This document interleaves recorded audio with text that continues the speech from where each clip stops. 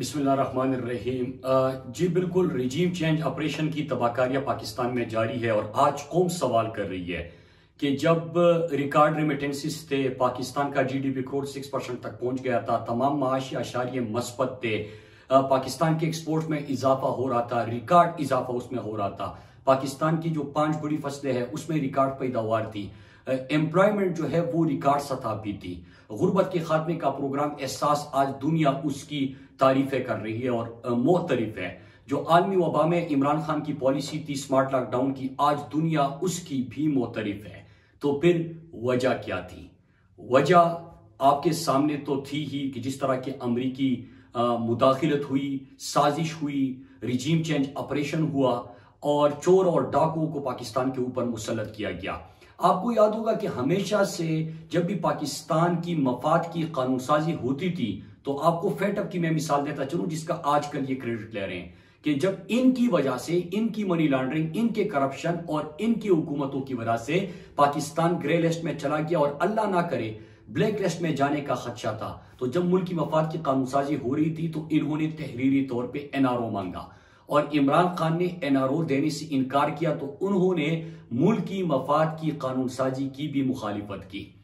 अब regime change operation के जो किरदार थे, जो सहूलतकार थे, उन्होंने आलाकारों को फिर एनआरओ 2 तो देना था और खुर्रम दस्तगीर का वो बयान जिसमें उन्होंने वाज़े तौर पे कह दिया कि इमरान खान के खिलाफ साजिश का हिस्सा इसलिए बने कि इमरान खान ने अक्टूबर तक 100 नैब जो कोर्ट्स है उनमें जजिस की तैनातियां करनी थी और जिसके बाद क्योंकि उनको पता था कि सारे चोर और डाकू है तो इन सबको जेलों में होना था, लिहाजा जेलों से बचने के लिए पाकिस्तानी कौम के ऊपर ये अजाब जो है ये मुसल्लत हुआ।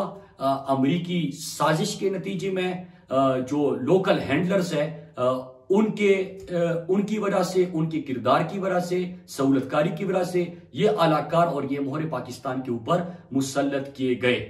अब जैसे ये हुकूमत में आए तो एक तरफ महंगाई का तूफान पाकिस्तान के ऊपर, आवाम की इन्होंने चीखें निकाल दी, लोडशेडिंग का फिर से आगाज हुआ, पाकिस्तान जो रूस से तेल खरीदने जा रहा था इमरान खान की क़ियादत में, वो उससे पीछे हट गए।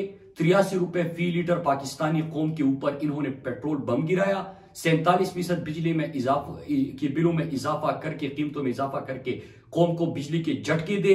लेकिन इन्होंने जो काम अपने लिए किए, मैं इसको जरा कौम के सामने रखना चाहता हूं।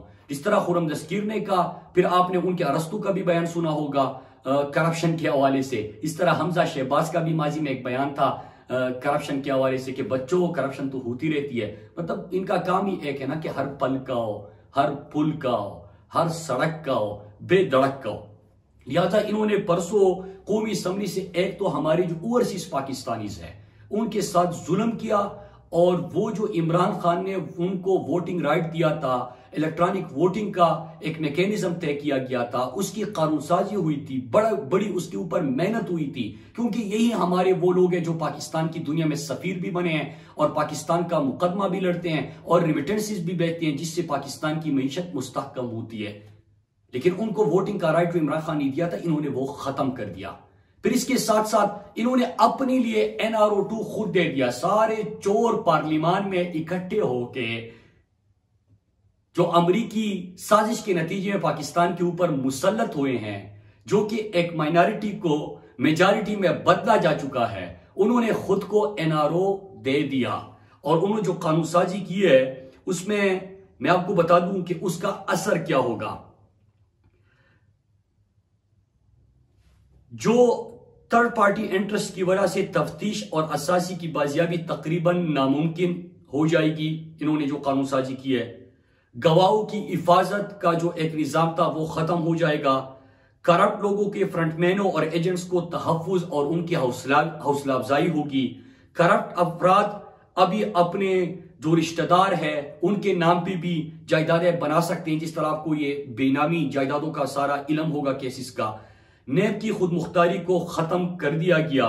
फिर इसके साथ साथ इसका जो असर होगा, जो और कैलेबरी फ्रॉड केस जो था वो खत्म होगा। कैलेबरी क्वीन को तो आप जानते हैं। नवाज शरीफ के खिलाफ जो मुकदमात थे वो खत्म हो जाएंगे। शहबाज शरीफ और जरदारी की जाली टीटी बैंक अकाउंट्स केस खत्म हो जाएंगे। ख्वाजा साद रफीक के खिलाफ केस खत्म जिसमें 76 मुतासिरीन है। राजा परवेज अशरफ और शाहिद खान अब्बासी के केस भी खत्म हो जाएंगे। और आपको अगर याद हो, जब फेटक की कानूनसाजी हो रही थी तो हमने आपको इन्होंने जो शराइत रखी थी कि ये एनआरओ दे दे, तहरीरी तौर पर इन्होंने मांगा था। तो फिर उसके बाद हम पाकिस्तानी मफाद की कानूनसाजी में हिस्सा लेंगे। और अगर आपने ये एनआरओ नहीं दिया तो अगर बेशक पाकिस्तान अल्लाह ना करे ब्लैकलिस्ट में भी जाता है तो जाए, लेकिन हमें ये एनआरओ दे दे। तो वो जो बेनिफिशरीज की एक लिस्ट थी उस वक्त भी हमने आपके सामने रखी थी। तो मेरे पाकिस्तानियों, इन्होंने खुद को एनआरओ दे दिया।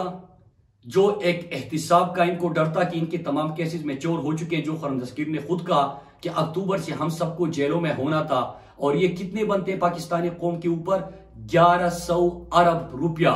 और अब 1100 अरब रुपया का ये मतलब है, मैं आपको छोटी सी मिसाल दे दूं कि 750 अरब के इन्होंने टैक्सेस लगाए हैं, पेट्रोल लेवीज वगैरह जो इन्होंने अभी इस मौजूदा बजट में टैक्सेस कौम के ऊपर लगाए।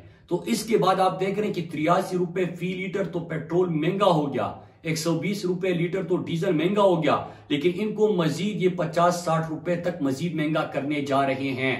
तो ये 750 अरब की जो आपसे टैक्सेस कलेक्ट होते हैं, इसका इतना बड़ा इंपैक्ट है। तो 1100 अरब रुपया जो इन चोरों और डाकुओं ने पाकिस्तान को लूटा था, जिसको इन्होंने खुद ही पार्लियामेंट में बैठ के अमरीकी साजिश से बनने वाली हुकूमत ने खुद ही वो तमाम केसेस खत्म कर दिए, तो इसका कौम के ऊपर क्या इंपैक्ट होगा? चोरी एक बंदा करता है, डाका ये एक जो इनके सियासतदान है और इनकी जो क़ियादत है वो डालते हैं, भुगतती फिर पूरी कौम है। गलत फैसले ये एक बंदा बैठ के कर देता है, भुगतती फिर पूरी कौम है। और वो कहते हैं कि लम्हों ने खता की, सदियों ने सजा पाई। जो रिजीम चेंज ऑपरेशन में जिसने हिस्सा लिया था, आज वो पाकिस्तानी कौम उस चीज को भुगत रहे हैं। मेरे पाकिस्तानियों, अभी तक तो इन्होंने पेट्रोल और डीजल की कीमतों में जो इजाफा किया है, बिजली की कीमतों में 47% इजाफा किया है, लेकिन जो अब बिल आएंगे आपको, उसमें जो फ्यूल प्राइस एडजस्टमेंट की मद में पैसे आएंगे, अपने बिल को गौर से देखिएगा, जून और जुलाई अगस्त के बिलों को। जब फ्यूल प्राइस एडजस्टमेंट आएगी तो ये पूरी कौम की चीखें निकाल देगी। हमारे आम तबके, तनख्वाहदार, दिहाड़ीदार, मजदूर, किसान पहले ही पिसा हुआ है, उसको मजीद उनका खून चूसने जा रहे हैं। और जो अभी इन्होंने टैक्सेस लगाए हैं, 15 जुलाई के बाद जो इसका इंपैक्ट आने वाला है मेरे पाकिस्तानियों, ये हम सब के ऊपर, 22 करोड़ अवाम के ऊपर ये बहुत बुरा वक्त आने वाला है। मैं पहले भी कह चुका हूं कि अल्लाह ना करे श्रीलंका जैसी सूरत हाल पाकिस्तान में पैदा करना चाहते हैं, लेकिन हम सब ने मिलकर अपने मुल्क की खातिर, अपने पाकिस्तान की खातिर, अपने बच्चों के मुस्तकबिल की खातिर सड़कों पर निकल के इस माफिया का मुकाबला करना होगा। इस रिजीम चेंज ऑपरेशन के किरदारों, सहूलतकारों और अलाकारों का मुकाबला करना होगा। अगर खामोश बैठेंगे तो ये अजाब मजीद पाकिस्तानियों के ऊपर आएगा। और ये चोर और डाकू जब 1100 अरब रुपए के अपने केसेस माफ करेंगे तो ये भुगतेंगे आप और हम, ये पाकिस्तानी कौम भुगतेगी। हमने सब ने इसका मिलकर मुकाबला करना है, सड़कों पे निकलना है, इंपोर्टेड हुकूमत को मुस्तरद करना है, पूरी पाकिस्तान में इंतखाबात का मुतालबा करना है कि पाकिस्तानी कौम खुद अपने मुस्तकबिल के फैसले करे। ये अमेरिका को और अमेरिका के भिखारी और गुलामों का मुल्क नहीं है, ये 22 करोड़ पाकिस्तानियों का मुल्क है और वो खुद अपने मुस्तकबिल का फैसला करेगी इंशाअल्लाह। सब्सक्राइब करें और बेल दबाएं ताकि कोई खबर रह न जाए।